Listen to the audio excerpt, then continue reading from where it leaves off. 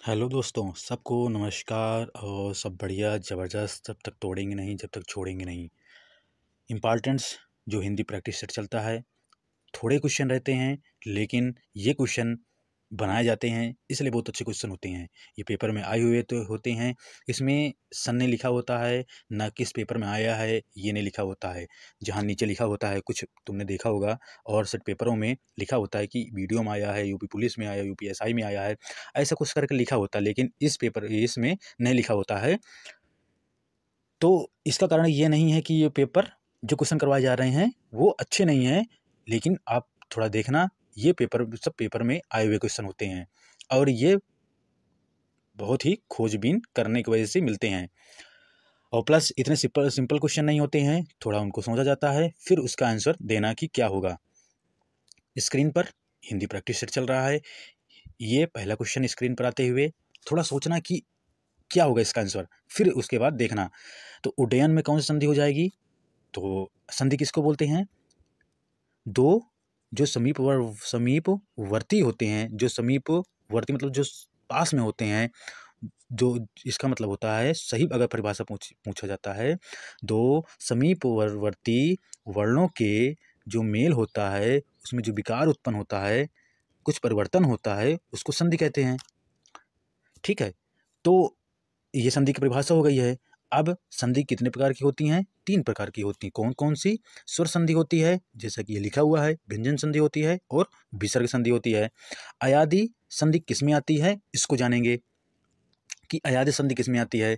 तो जो स्वर संधि है, इसके 5 भेद होते हैं। अब कौन कौन से होते हैं? दीर्घ संधि होती है, फिर गुण संधि होती है, फिर गुण संधि के बाद इसमें लिखने में थोड़ा से कठिनता रहता है, इसलिए तो पहला हमारा हो गया दीर्घ संधि हो गई है, फिर गुण संधि हो गई है, फिर वृद्धि संधि हो गई है, फिर यण संधि हो गई है, उसके बाद अयादि संधि हो जाएगी। तो जो अयादि संधि है, ये उसका ही पार्ट है, किसका? स्वर का ही पार्ट है, स्वर का अंग माना जाता है, जिसमें जिसमें 5 प्रकार होते हैं। एक प्रकार अयादि संधि होता है। तो स्वरवन क्या होता है? जिसमें जैसे दीर्घ संधि में आ धन आ बराबर बड़ा आ होता है, ये स्वर संधि होता है। व्यंजन संधि में होता है जिसमें व्यंजन आते हैं, जैसे का खागा ता था दा, तो ऐसे आते हैं शब्द। ऐसे का मतलब है जो व्यंजन आते हैं। तो उड्डयन जो होता है, उड्डयन लिखा इस तरह जाता है, तो इसका संधि विच्छेद क्या होगा? उत धन डयन होता है। तो उद्धन डयन ये किस में आता है? ये तो विसर्ग संधि है नहीं। विसर्ग संधि क्या होता है? जैसे मनो बल है तो मनहा धन बल होता है, तो इसमें ये व्यंजन संधि आता है। तो इसलिए तुम्हारा आंसर क्या हो जाएगा? उड्डयन में व्यंजन संधि, सेकंड ऑप्शन जो है वो तुम्हारा आंसर हो जाएगा। अगला क्वेश्चन स्क्रीन पर आते हुए, यह रास्ता दुर्गम है, सावधानी से चलें, इसमें शुद्ध वर्तनी सब जो ये क्वेश्चन डाले गए हैं, आप देखे होंगे कि शुद्ध वर्तनी पूछता है, चैप्टर वर्तनी शुद्ध वर्तनी पूछता है, पर्यायवाची पूछता है, तत्सम तद्भव पूछता है। इसमें से क्वेश्चन निश्चित ही और पर्यायवाची निश्चित ही क्वेश्चन पेपर में आते हैं। तो शुद्ध वर्तनी है, तो शुद्ध वर्तनी जैसा दुर्गम है, तो दुर्गम का शुद्ध वर्तनी क्या होगा? दुर्गम होगा, दुर्गम होगा, दुर्गम होगा और दुर्गम होगा। थोड़ा सा इसमें समझना कि यार ऑप्शन में दिया क्या है। क्या होता है ना कि जब पेपर में बैठते हैं तो उसमें क्या होता है कि बहुत ही प्रेशर होता है कि अरे अरे अब जब स्पीड में करना होता है, उसको समझना होता है। अब इसमें देखो जल्दी जल्दी में तुमसे गलती क्या होगी, गलती बताते हैं। ये जो दू है ना, इसमें गलती होगी। चलो ठीक है, तुमने तो पहला काट दिया कि दुर्गम नहीं होगा, दुर्गम नहीं होगा, लेकिन दुर्गम और दुर्गम में अंतर होता है, छोटा दू और बड़ा दू में अंतर है। तो इसलिए जो है इसमें आप क्या हो जाएंगे? कन्फ्यूजन हो जाएंगे। तो इसमें सही तरीके से हमको क्वेश्चन पढ़ना चाहिए, इसलिए डी आपका क्वेश्चन जो क्वेश्चन है उसका आंसर डी नंबर हो जाएगा, दुर्गम होता है। स्क्रीन पर क्वेश्चन आते हुए, किसी भी बात को जानने की इच्छा होती है, तो किसी भी जिज्ञासा क्या होता है? जिज्ञासा मतलब होता है किसी बात को जानने की इच्छा। अच्छा चलो ठीक है, हमने कहा जिज्ञासा ये होती है। जिज्ञासु क्या होता है? बात मतलब जानने का उत्सुक होता है, जानने का उत्सुक, जिज्ञासु उसको बोलते हैं। और जिगीषा मतलब क्या होता है? जीतने की इच्छा। जिगीषा, जीतने की इच्छा। ठीक है। देखो, जो जिगीषा है इससे संबंधित कितने बनते हैं? जैसा तुमने सुना होगा बुभुक्षा, बुभुक्षा, तो बुभुक्षा मतलब होता है खाने की इच्छा। मुमुक्षा होता है, मुमुक्षा मतलब होता है मोक्ष प्राप्त करने की इच्छा होता है। मुमुक्षा मतलब होता है मरने की इच्छा होता है, मरने की इच्छा होता है। सुसुप्ता मतलब होता है सुसुप्ता मतलब होता है सोने की इच्छा होता है।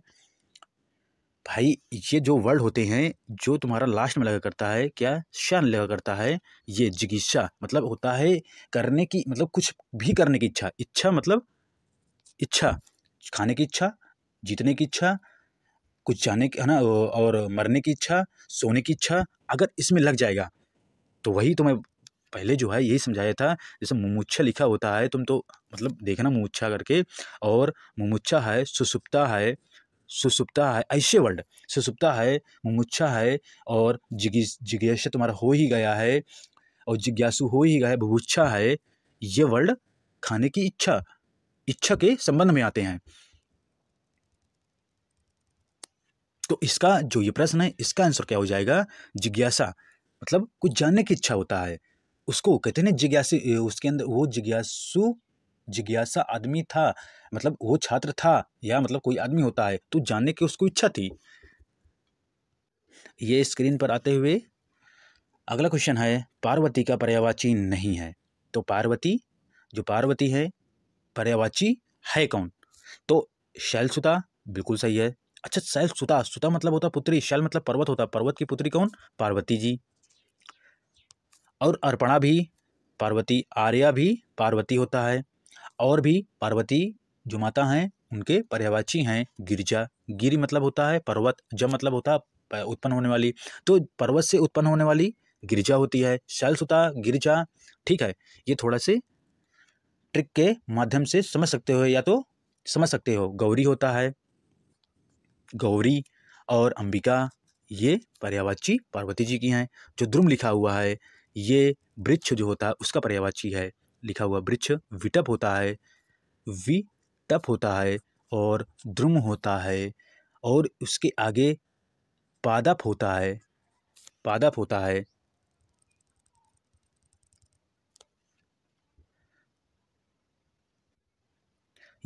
स्क्रीन पर ये क्वेश्चन आता हुआ, अधुनातन का विलोम शब्द क्या होगा? तो अधुनातन क्या होता है? जो अधुनातन मतलब होता है आज, अभी मतलब जो है इस समय जो हो रहा है, और पुरातन मतलब होता है जो पुराना है। भाई अर्पित मतलब क्या होता है? चलो ठीक है, ऑप्शन को तोड़ते हैं ना।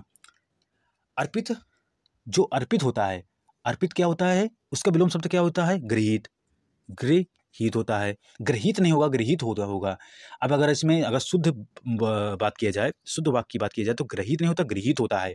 कुछ शब्द होते हैं जैसा अनुग्रहित, अनुग्रहित, लेकिन शुद्ध क्या हो जाएगा? अनुगृहीत, अनुगृहीत। स्क्रीन पर समझने में थोड़ा सा कम तुमको लगेगा, लेकिन जो मैं बोल रहा हूँ वो तुमको अगर समझ में आ गया कि मैं क्या बोल रहा हूँ, तो तुम्हारा बहुत अच्छा तैयार हो सकता है।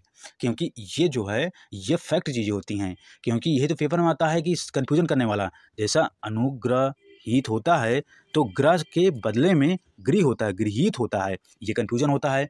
जैसा एक वर्ड आता है बहुत ज़्यादा, ज्योत्सना, ज्योत्सना। ठीक है, इसको सही से लिखना पड़ेगा ज्योत्सना को। ये पेपर में अभी यूपीपी में जो पेपर हुआ था उसमें आया था कि ज्योत्सना, ज्योत्सना कैसे लिखा जाएगा, है ना? ज्योत्सना ये ऐसे लिखा जाएगा। तो ये हमको मालूम होना चाहिए कि ज्योत्सना कैसे लिखा जाता है ना? जैसे तुमने अनुग्रहित कर लिया, संग्रहित, संग्रहित, ग्रह का गृह हो जाएगा, गृहीत हो जाएगा। अच्छा अच्छा, ठीक है। एक और तुम्हारा शब्द होता है गुरु। जो गुरु है वो ऐसे लिखा जाएगा, नहीं ऐसे लिखा होगा, लेकिन तुम्हारा गुरु जो है ये ऐसे लिखा जाएगा। बड़ा रू नहीं हो जाएगा, छोटा रू हो जाएगा। तो गुरु और गुरु में अंतर होता है। ठीक, तो अर्पित, अर्पित का विलोम शब्द क्या हो जाएगा? गृहीत, गृहीत। अर्पित मतलब क्या होता है? भाई अर्पित मतलब होता है किसी को तुमने समर्पित किया है, तुमने किसी को अपनी चीज़ दिया है, तुमने मतलब अब तुम्हारे पास मान लो मूर्ति है तो तुम किसी को समर्पित कर रहे हो, तुम्हारे पास कोई चीज़ है उसको तुम दूसरे को दे रहे हो तो उसको अर्पित कहा जाता है। और जो गृहीत होता है वो ग्रहण करने के योग अर्थ से होता है, तो उसका अर्थ तुम दे रहे हो वो ग्रहण कर रहा है, तो उल्टा हो गया ना, ये विलोम शब्द ही तो हो गया, तो इसलिए अर्पित का विलोम शब्द हो जाएगा गृहीत। ठीक। अब दूसरा ऑप्शन में अपेक्षा और उपेक्षा। उपेक्षा क्या होता है? उपेक्षा मतलब होता है हमें उम्मीद है, अगले आदमी से उम्मीद है कि कहते नहीं कि अरे यार अगर मेरा काम ये मतलब मेरा दोस्त है, मुझे बुखार आ रहा है, हम साथ में पार्टनर हैं, 3 लोग हैं, तो 3 में से 1 बहुत अच्छा दोस्त होता है, तीनों हो सकते हो, तीनों दोस्त होते ही हैं, लेकिन मतलब ये होता है एक दोस्त ये होता है ज़्यादा उपेक्षा करते हैं कि यार यार ये उम्मीद से ज़्यादा काम करेगा, मुझे ये उम्मीद है कि मुझे खाना बना के ये देगा, तो इसको उपेक्षा कहते हैं। और अपेक्षा मतलब क्या होता है? अगर उपेक्षा का अर्थ ये होता है तो अपेक्षा, है ना? अपेक्षक मैं ये अर्थ बता रहा था कि अपेक्षा मतलब होता है उम्मीद करना, लेकिन उपेक्षा का मतलब क्या होता है? क्योंकि विलोम शब्द है वो, उपेक्षा। अगर मान लो मैंने उल्टा बता दिया गया मतलब बताया हूँ उदाहरण, तो उसको उसका सही ये होगा कि मैंने जो बताया था वो अपेक्षा का उदाहरण बताया था। ठीक, अब उपेक्षक मैं उदाहरण ये समझाऊँगा कि उपेक्षा का अर्थ क्या होता है, जो स्पष्ट चीज़ पर ध्यान न देना होता है, उपेक्षा का अर्थ होता है। अपेक्षा और उपेक्षा, जो स्पष्ट चीज़ों को ध्यान न देता हो, अनदेखी करता हो, उसको उपेक्षा बोलते हैं। और सनातन पुरातन हो ही गया, उत्तम, अधम। उत्तम मतलब उत्तम क्वालिटी का, इसका विलोम शब्द अधम हो जाएगा, मतलब ऊपर उठता हुआ उत्तम, अधम मतलब नीचे होता हुआ, अधम अधम, है ना?